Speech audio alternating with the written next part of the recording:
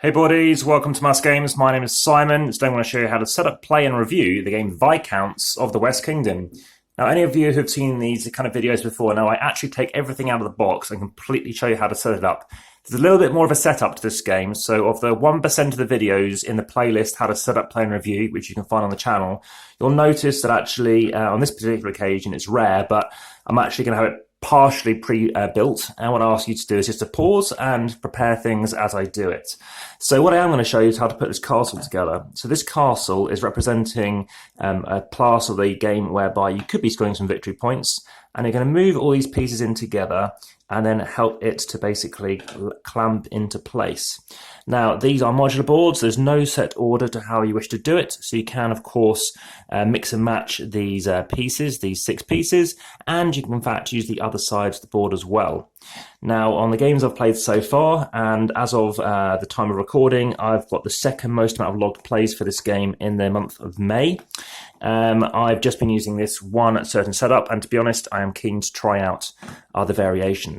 Now, as for these things here, you're going to punch these out if you've seen the other video, and there's a certain layout to how these go about, but in future games you can, of course, change them around. Then what you're going to be doing is taking these represent manuscripts, and you're going to be placing them face down onto these areas here, and then once you've done the bottom of those, you're going to start off with these grey ones, then flip them over. Now, as you can see, I've played this game a few times, so now alternating it around a little bit.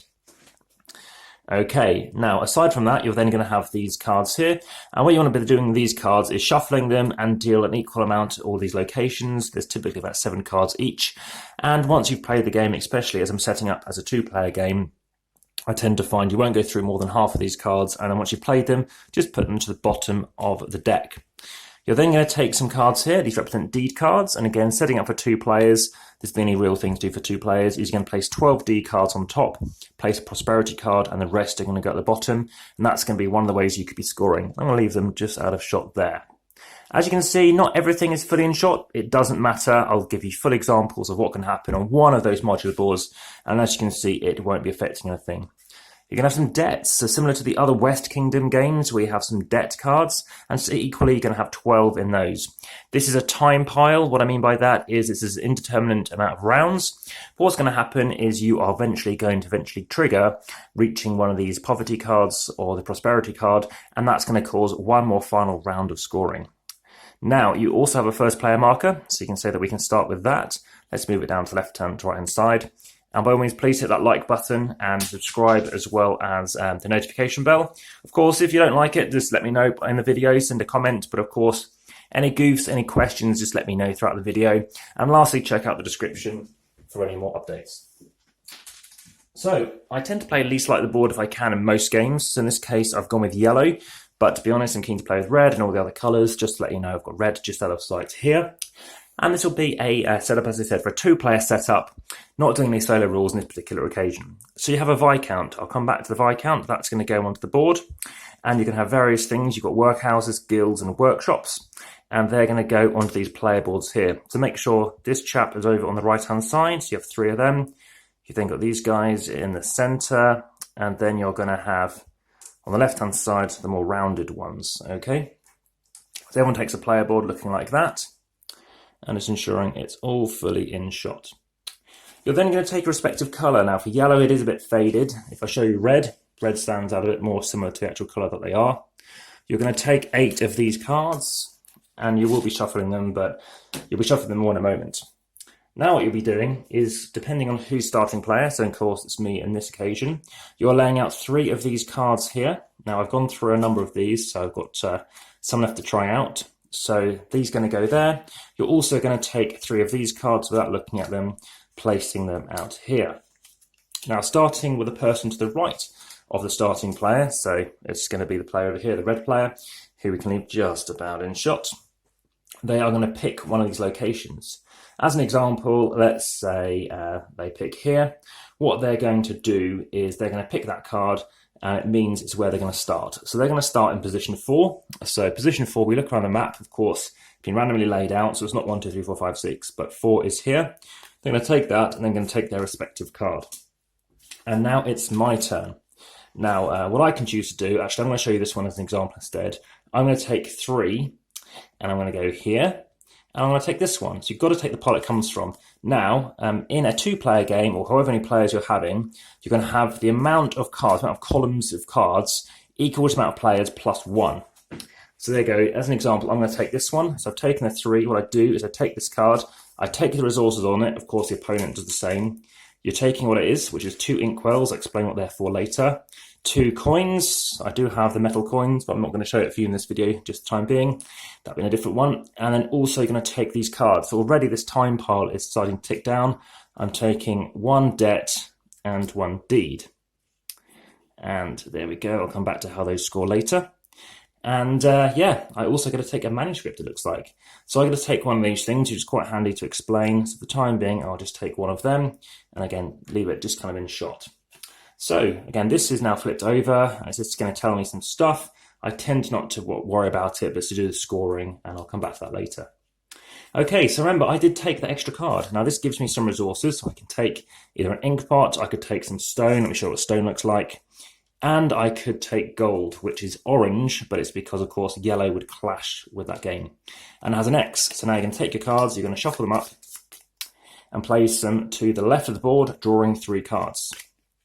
So now, there are 6 phases to a turn, and let's start with that first phase. The first phase is you are going to pick one of your cards and move it onto your player board.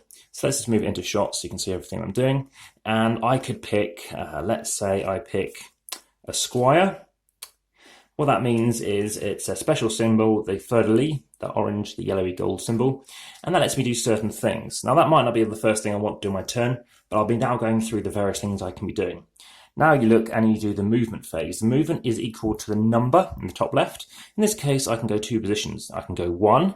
I cannot go 2 because an opponent's there. I could go 1, I could go 2, so you can go through, but I could go 1 and 2 as an example.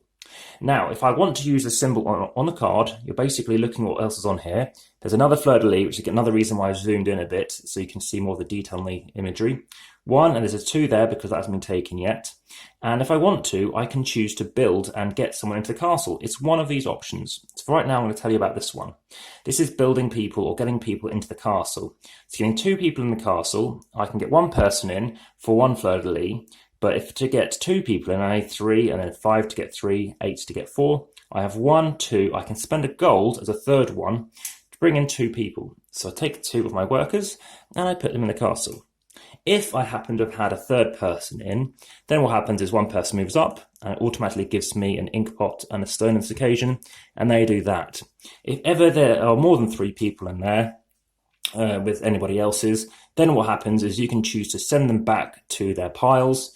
And on this occasion, what's going to happen is and send those people back to where they came from. And each person you send out for, basically, you're going to get 2 money. So if you send off a red person, so imagine a red person was in the castle, then they will get 2 coins. If it was yourself, you can get 2 coins. Now, as the game goes on, it could be important to get people in the castle because anybody in this top row is going to get 3 points, and on the second is going to get 2 points, and the bottom row is going to get 1 victory point. Also, if you're dominating the castle, you're going to claim the Castle Victory Points card, which will give you 5 victory points at the end of the game and an additional card that you can draw. Also, if another player wants to now control that and get that card, they need to have more than you. So you need to have 2, and then you'll need to get 3, etc. Okay, so let's move on to other things you could be doing on a turn. You could be doing the trade action. Trade action only occurs around the outside, so you could have gone, I don't know, up here. And the way that works is if you cannot travel far enough, you can spend additional money to get there. So let's say we went 1, 2. And of course, we had this guy here, but let's say we weren't using him, but we kept him out anyway. We still have 2 sacks. Now, if you want to use those sacks, we could spend those 2 sacks to get 1 gold. So you're using 2 sacks to get 1 gold. That's a different thing you could do on your turn.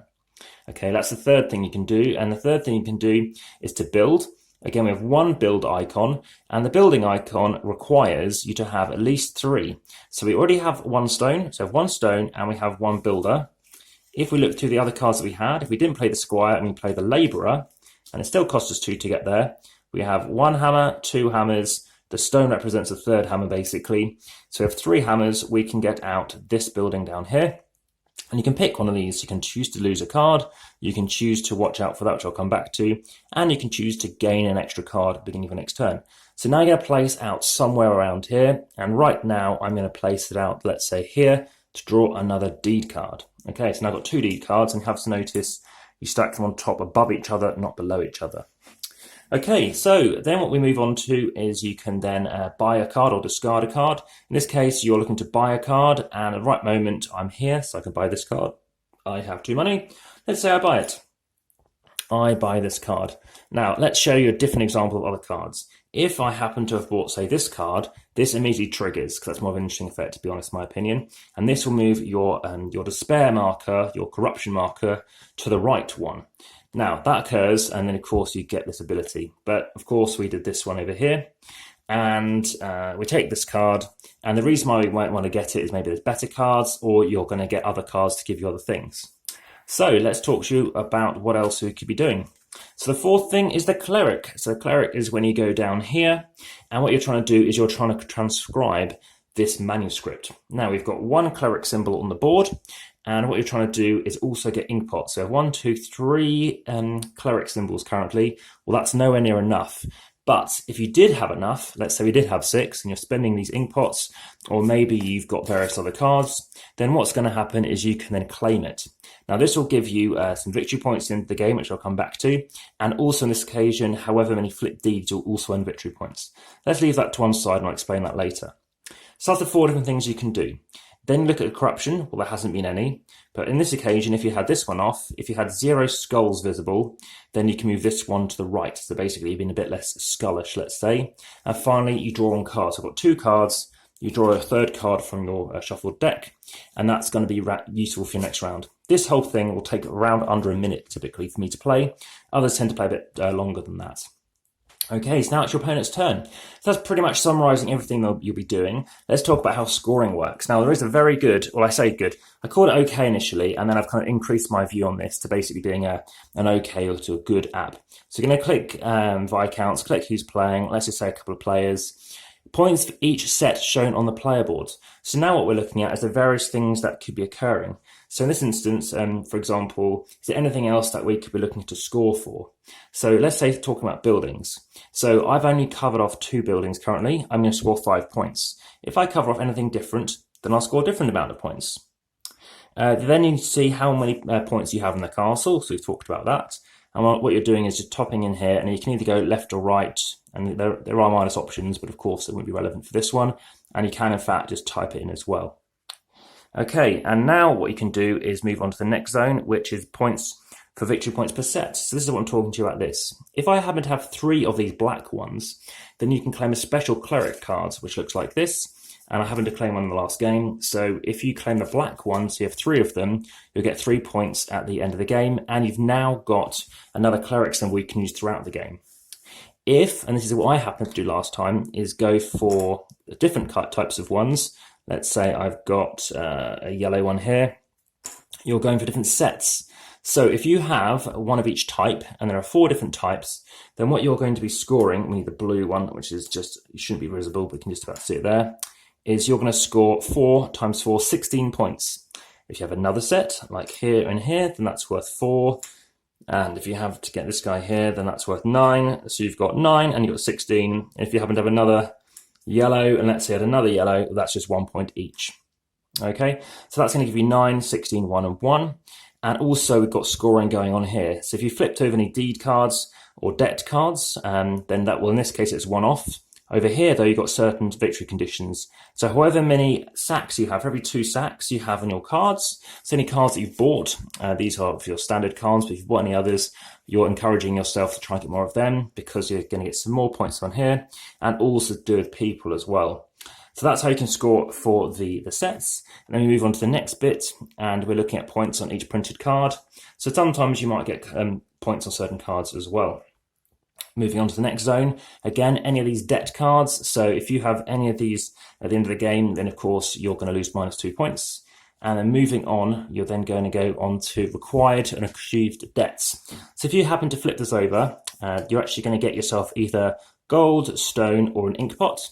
And if you happen to turn over one of your 1 point deed cards, you could be getting 3. And now we're going to move on to obviously that triggering of the end game. So poverty card. So if you happen to reveal this card, the way this is quite quirky is you've now hit poverty in the sense that all the debts have been given out, and you could well take more debts as well because you still have a final round to play. But then what happens is you're counting up how many deed cards you have the most of. So even though you've raced to get through it, it's actually this that will be doing the scoring. So for every amount of flipped cards, whoever has the most is going to get 12 points. Whoever the second most has 8 and 4. But in a 2-player game, you skip the middle one. So 12 points one player, 4 for the other. If both cards get revealed by the end of the game, then you're going to do both. So again, if that gets revealed, you're counting how many cleared debt cards you've had as well. So then you do that as well, and then you're going to move on, and then you have prosperity cards, again, as I just mentioned, and you have your final scores. Now, yesterday, the score was very close. It was only 1 point in it. So overall, I'm going to tell you about my rating, and then I'm going to move on and tell you about everything else. So in my opinion, I give this game an 8 out of 10. It pretty much ranks alongside my appreciation of the other games in the West Kingdom series, which I pretty much give an average about an 8 to as well. I find this quite swift to a degree. It can only take around 40 minutes to play, to be honest. And what I like about it, I mean, I found I played Architects in 40 minutes as well, and that's been more than 2 players. But I like the fact that you're just rinsing through this. Like I said, it takes around a minute to play. When these collide, by the way, you're going to take whatever it is. So I could be taking a gold or a silver in this instance, and a deed, and everyone else is going to take this. So if they happen to have a corruption, that's one of these skull icons on here, then they're going to have to move their one to the right, which isn't as good. If you happen to have this, by the way, in play, then what's going to occur is as soon as that card is placed, you count up how many there are. So you could well have had more. So you could actually have 2. For each one you see, it's going to move forward a space. Now, they do move forward together, but I'll come back onto that. And in this instance, we're moving twice. But these are wild cards, so you can use anything you like. And the other advantage is, there are some good bonuses to having this, but generally I've chosen not to play them, and I've managed to play the first game without playing any at all. So I'm going to talk about the negatives about the game and then the positives, which is something I don't tend to do. I tend to do it the other way around. And I know lots of other reviewers tend to do positives first. There's no player aid in this, which isn't essential, but if you haven't played the game much, I think it'd be better to actually have a player aid. I think it'd be much more beneficial. I think, there's no score pad in the game, and I've talked about the app is decent. There is some improvements to be made to the app, but it's not bad. And I said I do use it. I think it's a bit tricky without it. There is some downtime. So depending on who you're playing with, and especially if you're playing more than 2 players, generally speaking, I think you can plan your move quite far ahead, which leads me on to my next point. And there's not much player interaction. Yes, you're trying to maybe be the first and maybe get into the castle, but there aren't that many points necessary to be scored there compared to other areas. Yes, you could be blocking off where you are, and you could stop someone from maybe getting a card or a manuscript. But aside from that, again, with more players, it's more about blocking than anything else. Now, it is different at different player counts, and what I mean by that is, again, as you can see, that blocking going on, that the race to the castle, the way it all cascades through as well. And again, in a 2-player game, discarding cards, I talked about that. There's really no need to do it in a 2-player game. We've never felt a need to do that in the 2 players I've played with so far. In terms of table presence, as you can see, it's a fairly large table presence because, just about getting this in shot goes to show you how much space you are going to need. Paladins needs even more, just in case you're aware of that. And 1 second, as again, I do have more videos to bring you for those ones. And please maybe check out the channel for other stuff too. Again, I might be doing a solo playthrough. Aside from that, the pieces don't necessarily stand up. I mean, these pieces are fine, and whilst the ink pots do kind of stand up, the stone doesn't necessarily. Not that that matters. It's not a negative at all. It's like, well, which way am I supposed to have these pieces? It does cram back in the box just about, but that's the same issue with Paladins. So they've gone for this standard size alongside the other games in the series, and that's fine. Just to let you know that, of course, it's something to be aware of. And moving on, I said we talked about the gold bars orange, but I don't mind that at all. The prosperity red, again, you've got to be aware that it's the opposing score. It's the opposing thing you're counting. And I'm guessing it's so that you don't try and go gung-ho on these and think you're going to win, because remember, you have to flip them over as well. But of course, you can look into this and see where you want to balance it.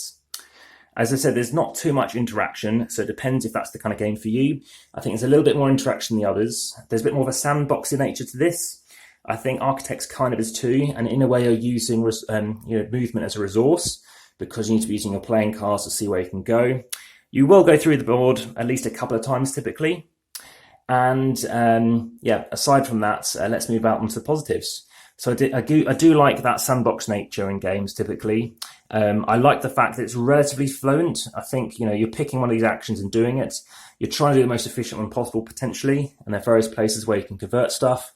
On your first game, it's not necessarily apparent as to should you go for stone or not, should you be building up buildings or not.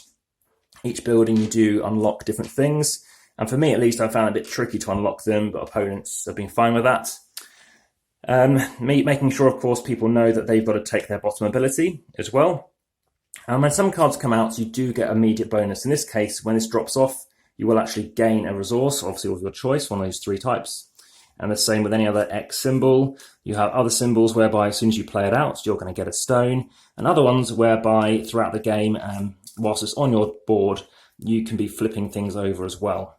So there are various things that you could be occurring. So in this instance, yeah, if you happen to take a debt, you can actually lose a card and various other things. So I do like to use some of these abilities. So lots of stuff going on with the cards. Very clever game. Very much a Euro game, but it doesn't necessarily feel like a Euro game. Get 2 coins and spend 2 coins to get a hammer symbol. You get some very good things. They all seem relatively evenly balanced, so I don't mind that too. I like the fact that there are always typically 2 ways you can do something. So for example, if you want to go into building something like say building, then you can use stone, but you can use a different resource as well. Typically you can't use say ink pots or gold, but you can be using money to make up the difference. Aside from that, yeah, the variable scoring, obviously different ways you can score points. I said I felt it quite swift, and again I like the way that the card scoring works, and more particularly the card sizes. It's around 55 millimeters by about 85. So if you're in North America, or particularly America, I guess, it's around 2 and I think an 1/8 inch, and about I think 3 and something. So that has been the overview. That's been my how to set up, play, and review for the game Viscounts of the West Kingdom, the 3rd game in the Viscounts series. I will be playing the Tomb Saga game as well and seeing how that goes. But by all means, please do hit that subscribe button if you haven't already. And of course, check out everything else in the playlist, all the other how to set up, play, and reviews. And of course, other games by these guys. Of course, this has been by Shem Phillips and Sam McDonald. That's SJ McDonald, who has done a great job. Basically, he was in the same band as Shem, did a great job on Viscounts, had an idea for Paladins, and I think he's done a great job on this as well. So thanks so much. I hope you enjoyed this, and I look forward to speaking to you again soon. All the rest, bye for now.